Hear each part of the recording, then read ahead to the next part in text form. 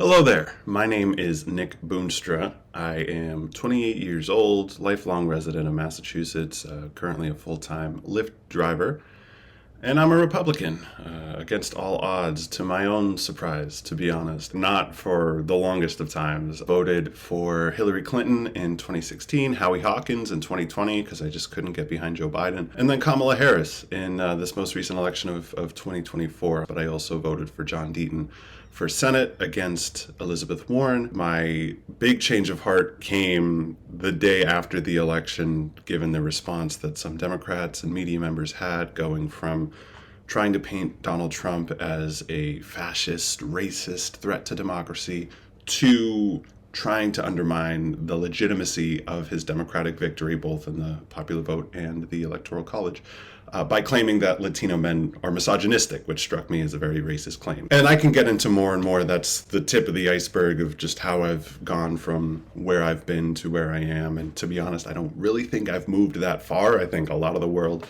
moved around me. But in moving from considering myself a Democrat to now being registered as a Republican since January for the first time in my life, it's come with some changes in my media consumption. I went from listening to a lot of Noah Smith and Ezra Klein to a lot of Ben Shapiro and Joe Rogan. I'm always wanting to check myself and make sure I'm not getting caught up in any social media hype. I'm not getting caught up in just going along with, again, what the podcasts that I listen to are saying. And so I thought yesterday, while I was out on the road doing my Lyft, doing my ride shares, that I would pop in a headphone, put on the radio, and listen to the latest Ezra Klein show, just see what it is, what they're talking about. Happened to be a conversation between Ezra and a young lady, Kyla Scanlon, I believe, about Gen Z and the attention economy. And as reluctant as I am to self-identify as Gen Z, I much prefer to think of myself as a very young millennial.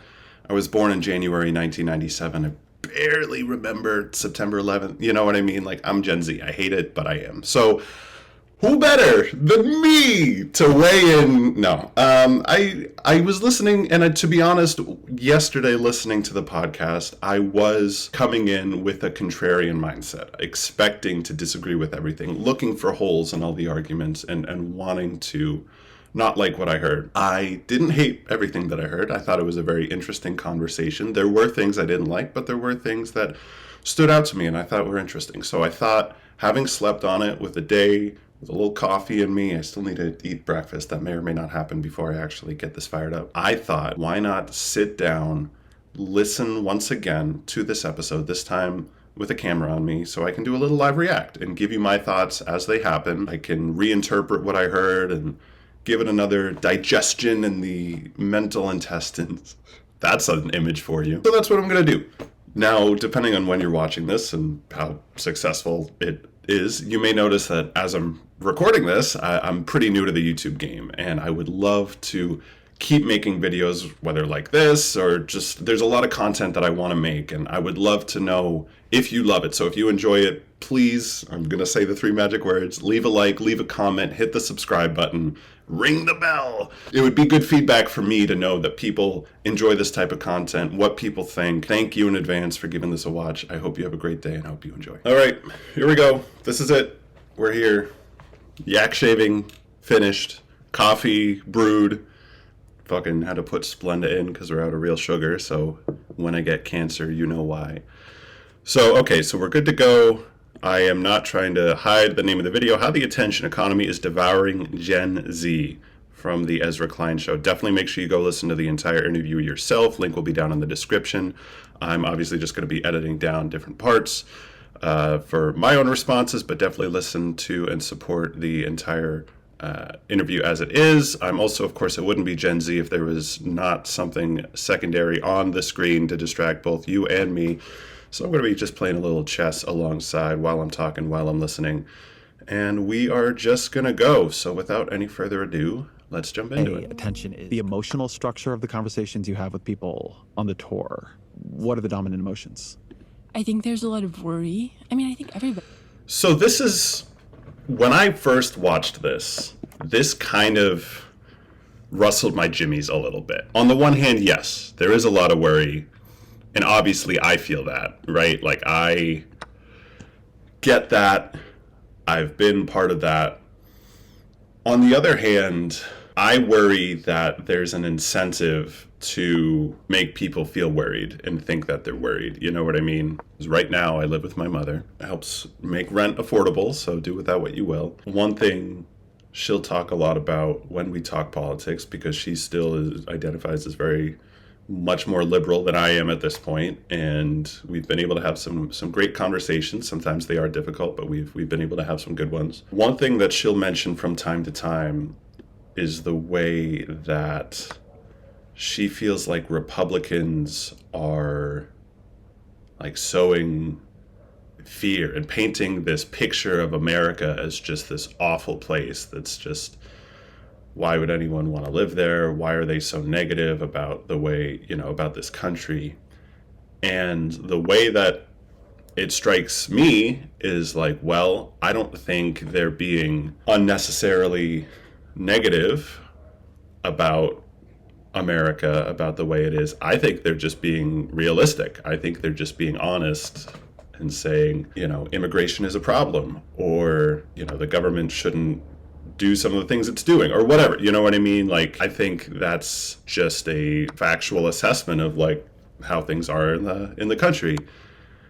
I worry, I guess, in a similar way, that Democrats, liberals, leftists, and to be fair, I don't know where Kyla lands. I guess I'm just kind of assuming, it's Ezra Klein, so this is going to be progressive, this is going to be liberal. I worry that there is this kind of, I don't know if motivation is the right word, but incentive or something, just to kind of say, hey, like, we want you to be afraid, like, coming from liberals, coming from people on the left, to say, hey, things are bad and there's a lot of fear and there's a lot of anxiety. Trump is coming for this and they're going to take that and they're doing this, you know what I mean? And things that I don't believe are always truthful and accurate.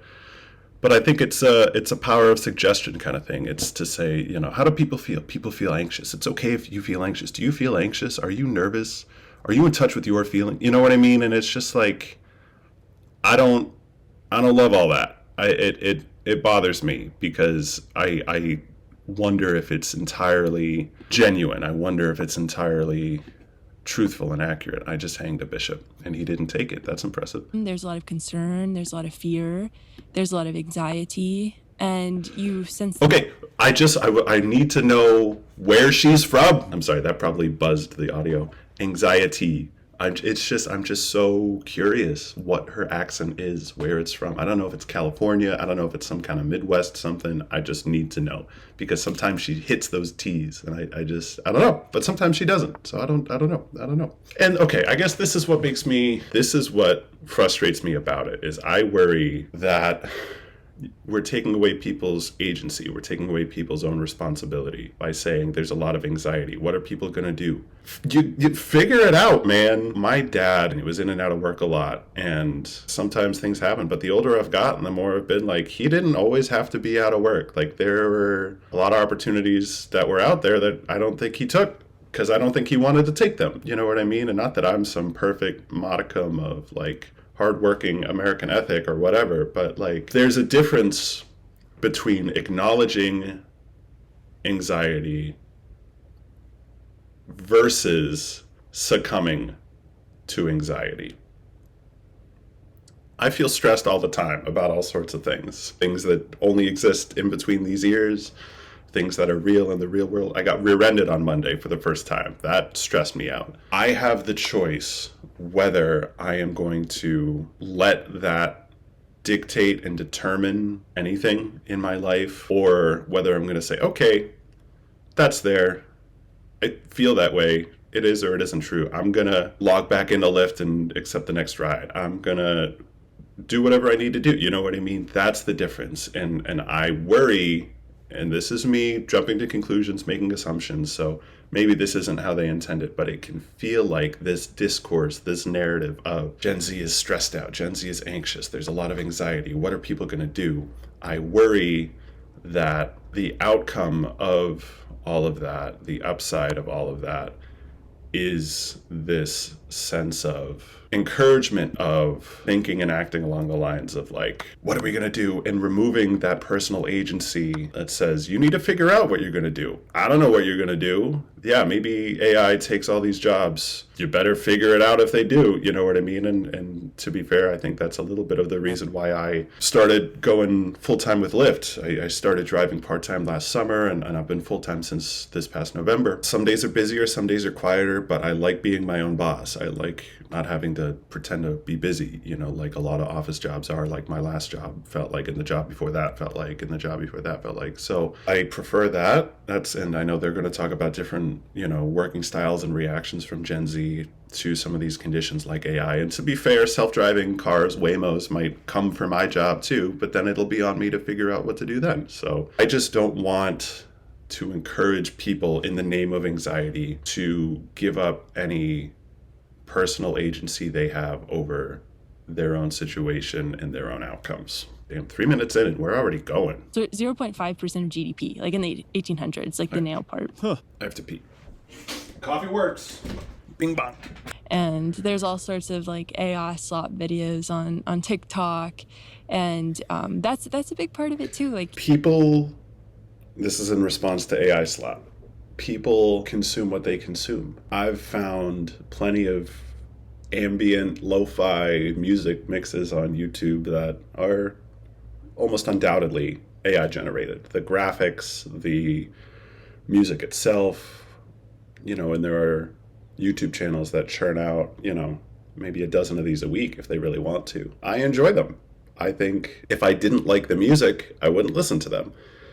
And not that I have these running 24/7, obviously. There's plenty of real music that I enjoy, you know, and that accounts for 99% of my music consumption. But the fact that a certain piece of music may have been AI generated, knowing that does not immediately deter me from wanting to listen to it or from being able to enjoy it. And so anything that people can get addicted to, and there's a monetary incentive for them to get addicted to it, it's going to happen. Once again, and so I think there is a world where AI can... Is there no personal agency for that person getting quote unquote addicted? If someone is addicted to TikTok or Instagram or anything, do we not, like, we fight tobacco based on how addictive it is, but plenty of people get addicted to alcohol, and you know, you don't see alcohol being banned as far as I'm aware. I don't know of any towns that have, you know, banned the sale of alcohol outright, but I do know there have been movements made to completely ban the sale of tobacco. You know what I mean? So like,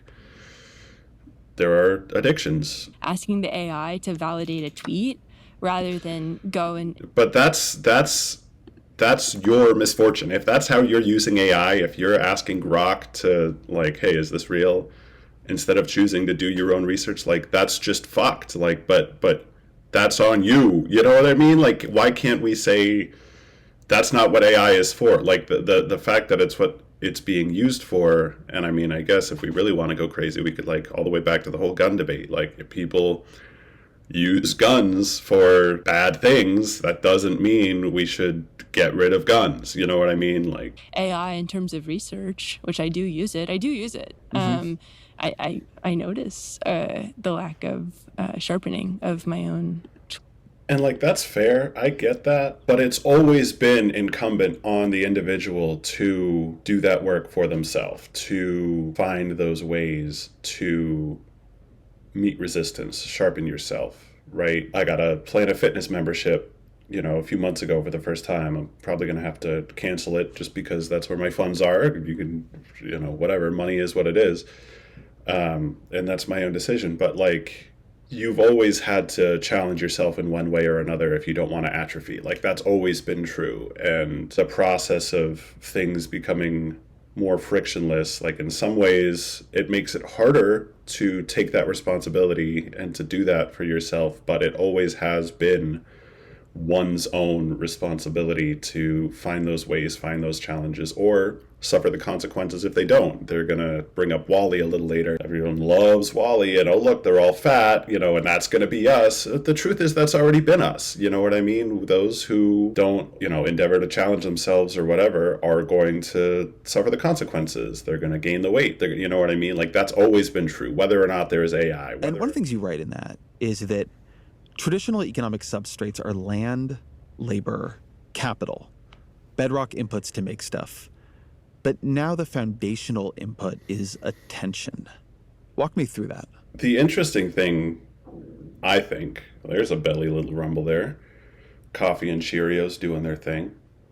The interesting thing about attention is, yes, it's been commoditized, capitalized, shall we say, for however long in whatever ways, you could probably say Google was the pioneers there. But it's always been, I think, trust-based. It's never been a perfect model or a perfect system. You can track how long somebody stayed on a certain page. You can track how much of a video someone watched, what the most rewound, replayed sections were. You can look at how many page views. You can, see where people came from, where they're going. You can put ads on a page, but you can't actually get to the core thing, which is, what were they paying attention to? And even now, it's not uncommon for me to have like 3 screens to have, okay, I won't say not uncommon. It is uncommon, but there still have been times when I'll be sitting in the living room, sitting in the chair, TV on, playing some YouTube video, laptop in lap, working on something, phone in hand, checking something, on top of that. Not that I stay in that state for a long time, not that I'm very good at paying attention to any one of those things. But as far as the stats go, as far as the numbers go, it registers that there were for each minute or each hour, however you want to, there were 3 minutes or 3 hours worth of attention being paid. You know what I mean? Because there was a video, maybe it was playing, maybe it was paused, but if it was playing, that's runtime of a video. If I was on a, news article on the laptop, then that's, length of time or page visited. But while I'm on my phone, I'm doing that, you know what I mean? And so as far as the numbers, as far as the stats go, in 2 minutes of time spent, there was 6 minutes of attention, happening. You know what I mean? So that obviously doesn't work. And in reality, if we had to quantify the quality of attention being paid, it probably added up to 30 seconds total between the 3, because no one of them was getting the full 100% real attention in that time. And so we've decided, or different companies have decided, that this idea of attention is how they want to, monetize, and people have been willing to pay for that. So whatever value that's had, I think AI is starting to challenge that model already, because anyone who's spent any time in the YouTube comments or on Twitter or anything has come to find that less and less of the engagements, interactions, sorry, I'm playing with a back scratcher, I fidget. Less and less of those engagements, interactions are coming from actual humans. And as far as, where we're at now, actual humans are the only ones who are actually going to go and make purchases. You know what I mean? AI bots on Twitter, at least as far as I'm aware, aren't going to go and ultimately buy whatever product you're trying to sell. You know what I mean? With whatever link you have in your description, or whatever, service you're trying to offer, whatever brand you're trying to get out there, whatever videos you produce. You know what I mean? I could get 1 million views, but if all of those views were from AI bots, then my ideas aren't actually spreading. My words, my thoughts, my whatever aren't changing any minds. You know what I mean? But I could still get paid for those million views all the same. And so then you start to ask, well, do I care? And it's like, well, you probably should, because if you're making content, yes, there's the motivation to make money and to just be famous and be big and whatever. And I'm not immune to that from my own self. But ultimately, you would hope that, again, people who, make art or whatever, make it because they want actual eyeballs on it. But again, if as a listener or as a viewer, you don't care, as I don't, whether the thing that you're consuming was made by a person or made by a computer, as long as the quality is what it is, then it doesn't matter. Then I guess all I'm trying to say, and I guess with this, I can say I can see both sides of the argument on these sorts of things.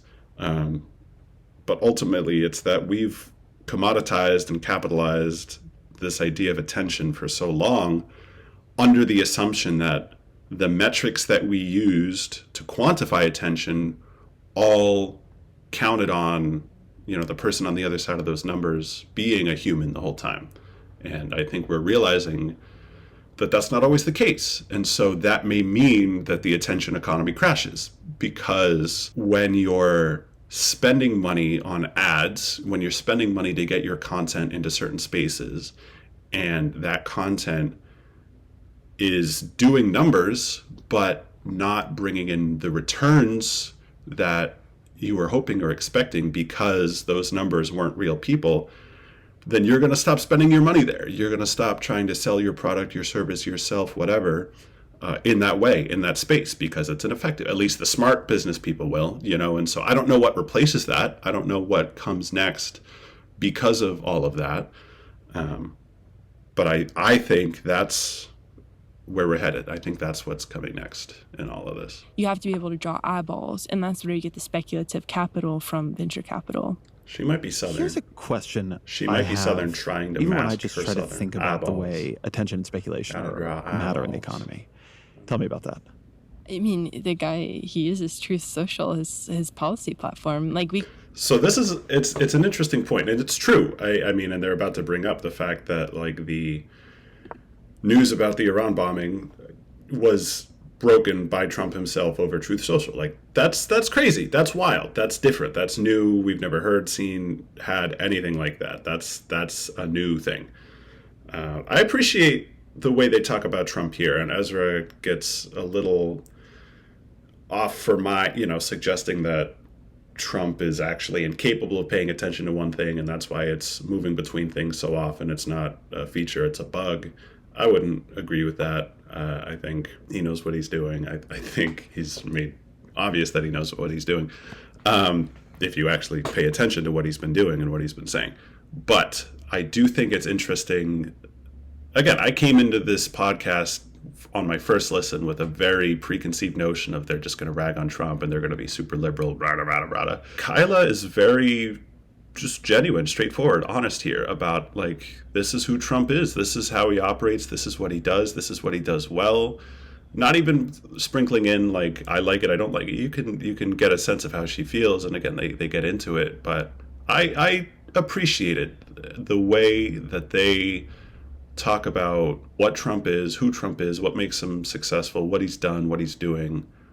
I thought that was something that it felt to me or maybe I had been told, and started to believe that wasn't out there on the other side. There's the Republican side, the pro-Trump Republican side, and you're not going to hear this sort of thing from anyone else. So it was comforting to know that people are talking about Donald Trump, his presidency, in this genuine, straightforward, honest way, as opposed to the more fear-mongering, he's doing this, you have to that, and he's la la la la. I appreciated that. It was respectful, and I respect it. What is our tariff policy at this point, and what is it trying to achieve? Does anybody?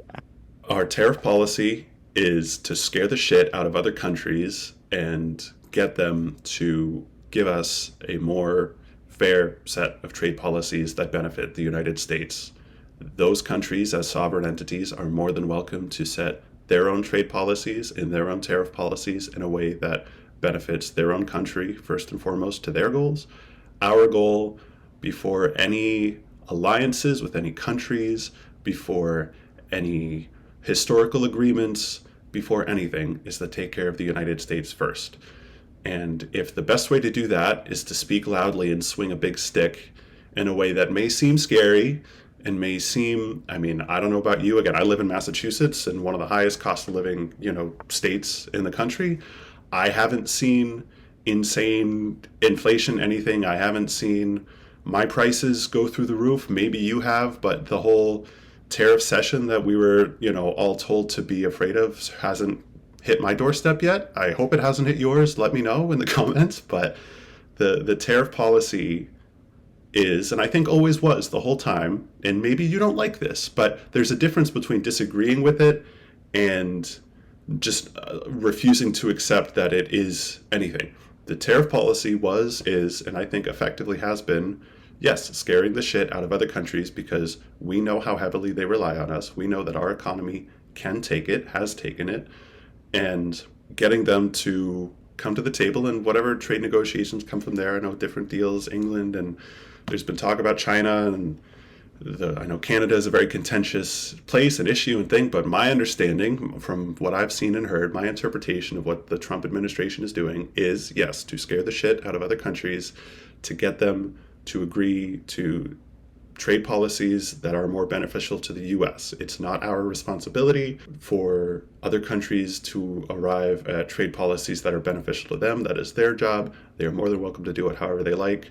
While they achieve that goal for themselves, our goal and the goal of any leader of the United States should be to look out for the American people first. If you don't think it's been effective at that, you are more than entitled to that opinion. But I really would like to respectfully ask that we stop pretending there is no plan, there is no thinking, there is no policy, because I've been watching the same news cycles that you have, and that has felt pretty clear to me. And so if you've missed it, maybe you need to think about things. No, could anybody give me an account of our global tariffs and where they think they're going to be in 30 days or 60 days or 90 days? There's something with the way things rise. Because if people really were that scared, as again, I think Ezra Klein, and again, I'm sorry, that's not a very becoming. If people really were as scared as Ezra, then I think we would have seen much more serious stock market implications, in the time since. And yes, there's been bumps, but prices are not through the roof, and gas is not, and all these things haven't happened that they told you to be afraid of. What I'm more concerned about is less this what Ezra's saying is, does anybody actually know what happened to these policies, and trying to continue to stoke the fear. What I would like people to ask themselves is, were all of the things that you were supposed to be terrified of actually manifesting, actually happening? Was this an economic crash that was supposed to happen? And again, I know it was supposed to take some time, but Liberation Day wasn't yesterday. A little bit of time has already passed, and more time will pass. But at least now, as far removed as we are from all of that, has the economic crash that they warned you about manifested yet? Has the thing that they wanted you to be so afraid of happened yet? So rather than them asking, oh, what the hell happened, and trying to motivate you to stay scared, I would ask you to ask yourself, have all the things that they told you to be afraid of happened in the time frame that you could expect it to happen? And if that time horizon hasn't been long enough yet, then sure, continue to wait. But don't forget, and this is why the whole Trump thing really stood out to me, was, again, one day they're telling you Trump is a racist threat to democracy, and the next day they're saying Latino men are misogynistic and that's why Trump won. As if I was supposed to forget that just the other day you were telling me to view Trump as a fascist, racist threat to democracy. You can't have it both ways. So Ezra's asking you, does anyone actually know what the plan is? I, again, hope I'm articulating well what I understand that plan to be. I would ask, are all of the things that they told you to be afraid of with that plan actually manifesting? Let me try this on you. What a mate, I dude. do believe it. That's Everybody crazy. always says they should be running smoother, and they're not, because they're not part of the digital universe that gets so much money. Okay, and they shouldn't be running smooth. They shouldn't exist in the fucking first place. The fact that there's an airport an hour away from me in Boston that can take me basically anywhere in the world, granted for a certain amount of money, but the fact that that fucking exists is crazy. That's insane. And the fact that we've taken that for granted to the extent that we can say, oh my God, there aren't enough air traffic controllers. How am I supposed to catch my flight? You aren't supposed to have a flight to catch in the fucking first place. We are insanely lucky and fortunate that we live in a world where an airplane can take you from point A to point B. Okay?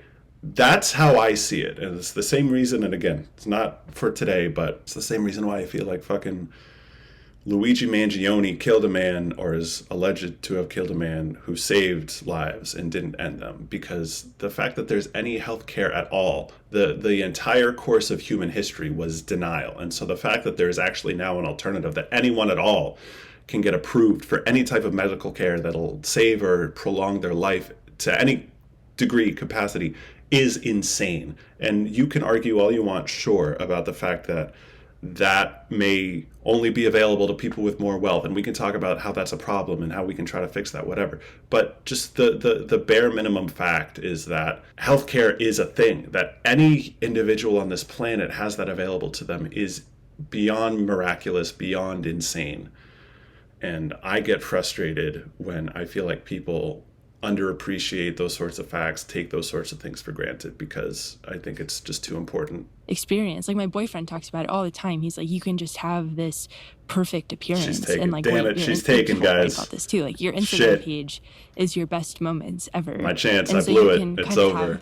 The way I think might be best to visualize it is WALL-E. So like if you're, and I knew when I was listening, I was like, they're gonna fucking mention WALL-E. Like I just saw it coming. I knew, I could tell. The problem with the WALL-E analogy is you literally just said the physical world has a lot of friction. The digital world has no friction.